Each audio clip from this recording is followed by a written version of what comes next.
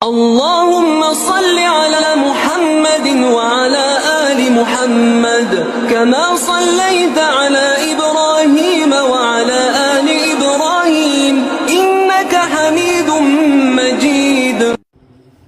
نحمده ونصلي على رسوله الكريم. أما بعد، عن سهل بن ساعدة رضي الله تعالى عنه قال: جاء امرأة إلى رسول الله صلى الله عليه وسلم فقالت: يا رسول الله، جئت أهب لك نفسي. فنظر إليها رسول الله صلى الله عليه وسلم فصعد النظر فيها وصوبه إلى آخره أو قال من صلى الله عليه وسلم. صدق رسول النبي الكريم. அருமைக்குரிய சகோதரர்களே, பெரியவர்களே, இன்று நாம் பார்க்கக்கூடிய பாடம் மணக்கொடை என்று சொல்லக்கூடிய மஹர் கொடுத்து திருமணம் செய்வது. அது எந்த அளவிற்கு கொடுக்க வேண்டும், எப்படி கொடுக்க வேண்டும் என்பதை பற்றி தான் பார்க்க இருக்கின்றோம். ஏனென்றால் இன்று மகர் என்று சொல்லும் பொழுது ஏதோ ஒரு சடங்கு சம்பிரதாயத்திற்காக வேண்டி ஒரு கணக்கை வைத்துக் கொண்டு இவ்வளவு கொடுத்தா போதுங்க அப்படின்னு கூடிய ஒரு மனப்போக்கில் இருந்து கொண்டிருக்கின்றார்கள். இந்த ஹதீஸில் பார்க்கக்கூடிய சமயத்தில்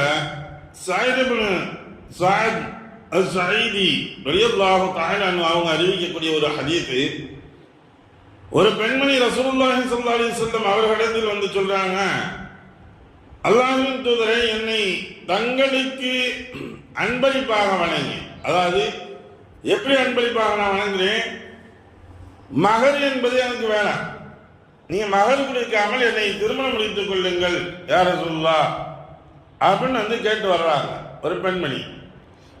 அப்ப ரசூலுல்லாஹி ஸல்லல்லாஹு அலைஹி வஸல்லம் அவங்கள மேல இருந்து கீழே வரை பார்க்கின்றார்கள், தலையை உயர்த்தி பார்க்கின்றார்கள், பார்த்து விட்டு தலையை கீழே கொண்டு விடுகின்றார்கள், ஒண்ணுமே சொல்லல. அப்ப எந்த ஒரு முடிவும் நம்மளுடைய விஷயத்தில் எடுக்கலன்னு அந்த பெண்மணி சொன்னாங்க. வரவில்லை என்பதை விலகி கொண்டு ரசூலுல்லாஹிக்கு எந்த ஒரு முடிவு வரல வர தெரியுது அப்படின்ட்டு அந்த இடத்திலேயே அந்த பெண்மணி அமர்ந்தே இருக்காங்க. ஏதாச்சும் ஒரு முடிவு கிடைக்கட்டும், அது வரை போவேணாம் அப்படின்னு அங்கே உட்கார்ந்துறாங்க. உட்கார்ந்தோடனே அப்பொழுது ரசூலுல்லாஹி ஸல்லல்லாஹு அலைஹி வஸல்லம் அவருடன் இருந்த தோழர்களில் ஒருவர் எழுந்து என்று சொன்னாரு: அல்லாஹ்வின் தூதர் அவர்களே, தங்களுக்கு அவர் தேவையில்லை என்றால், அந்த பெண்மணி தேவையில்லை என்றால் நான் அவளை மணமுடித்துக் கொள்கின்றேன் என்பதாக சொன்னாங்க. அந்த சஹாபி சொன்ன உடனே ரசூலுல்லாஹி அடுத்து கேட்டாங்க, மணக்கொடை செலுத்துவதற்கு, அதாவது மகர் கொடுப்பதற்கு உம்மிடத்துல ஏதாச்சும் இருக்குதா, பொருள் இருக்குதா அப்படின்னு கேட்டாங்க. உடனே அவர் சொன்னாரு, என்கிட்ட எதுவுமே இல்லை யா ரசூலுல்லாஹ், எந்த ஒரு பொருளுமே இல்லை. என்ன வச்சிருக்க? ஒண்ணுமே என்கிட்ட இல்லை. சரி, நீ வீட்டுக்கு போ, வீட்டில் போய் உன்னுடைய சொந்த பந்தங்கள் அங்க பாரு, அங்க போய் அவங்கள்ட்ட போய் கேளு, ஏதாச்சும் இருக்குதா அப்படின்னு கேளு அப்படின்னாங்க. அவர் வேணா வீட்டுக்கு போறாரு, வீட்டில் போய் அதே போய் பார்க்கிறாரு, பார்த்து முடிச்சுட்டு கேட்டு வர்றாரு, யார சொல்லா என்ன ஏதாச்சும் இருக்கு அப்படின்னா எதுவுமே இல்லை யார சொல்லா, அல்லாஹின் மீது ஆணையாக அவர் சொல்றாரு, அல்லாஹின் மீது சத்தியமாக நான் பார்த்துக்கிறாரு சொல்ல எதுவுமே இல்லை அப்படின்னு சொன்ன உடனே ஒரு இரும்பாலான மோதிரம் கூட இல்லையா அப்படின்னு கேட்கிறாங்க. யார சொல்லா? இல்லை யார சொல்லா, இரும்பாலான மோதிரம் கூட இல்லை, எதுவுமே இல்லை, அல்லாஹின் மீது ஆணையாக அப்படின்னு சொல்லிட்டு கொடுக்கறதுக்கு என்னதான் வச்சிருக்க? எதுவுமே இல்லை. அதுக்கு பின்னாடி அந்த சஹாபி சொல்கின்றார், என்னிடம் இருப்பது ஒரே ஒரு வேஷ்டி தான் இருக்குது, இந்த கீழாடை ஒன்னே ஒன்று தான் இருக்குது, இதை வேணா நான் என்ன செய்றேன், ரெண்டா கிழித்து ஒன்றை அந்த பெண்ணுக்கு மகராக கொடுத்து நான் ஒன்றை அணிந்து கொள்கின்றேன். மேலாடை கூட இல்லை. அவ்வளவிற்கு வறுமையின் உச்சத்தில் இருக்கக்கூடியவங்க, இதுதான் என்னுடைய கண்ணியத்தை மறைக்கக்கூடியது தான் இருக்குது அப்படின்னு.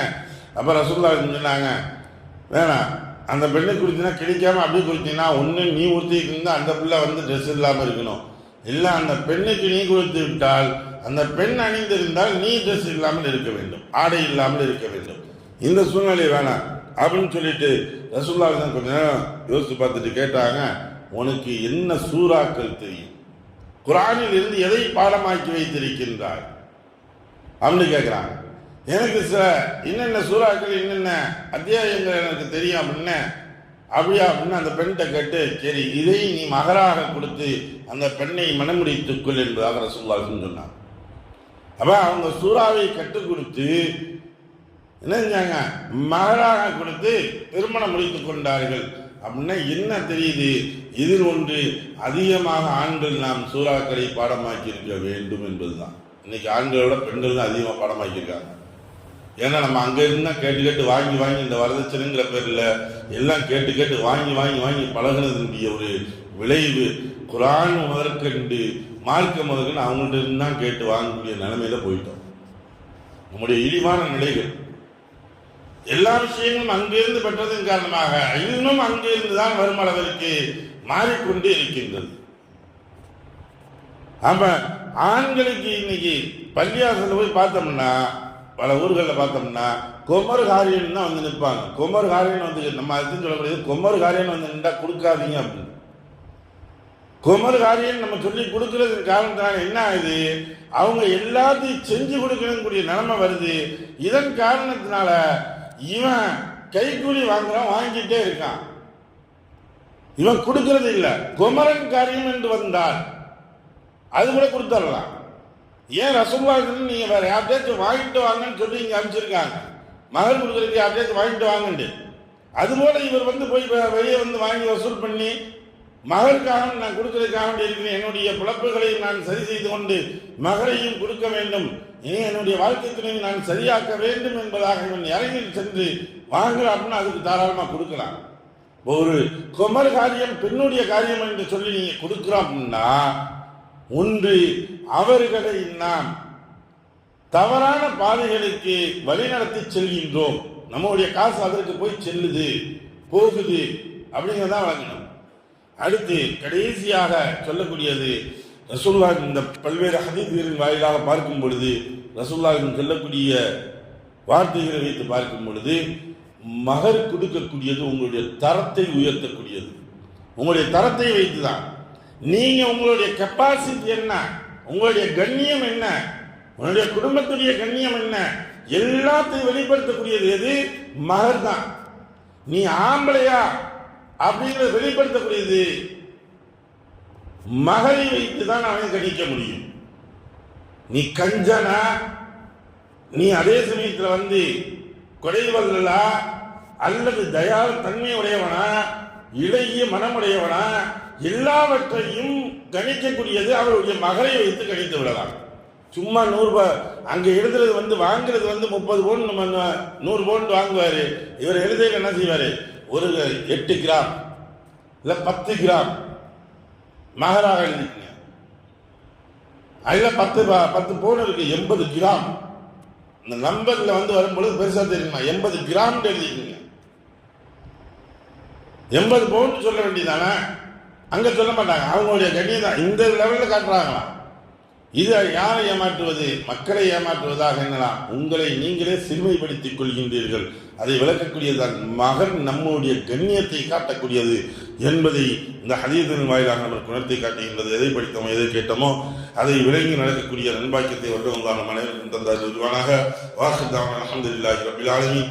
சுப்ஹானல்லாஹி வபிஹம்திஹி சுப்ஹானக்கல்லாஹும்ம வபிஹம்திக வநஷ்ஹது அன் லா இலாஹா இல்லா அன்த நஸ்தக்ஃபிருக வ நதுபு இலைக்.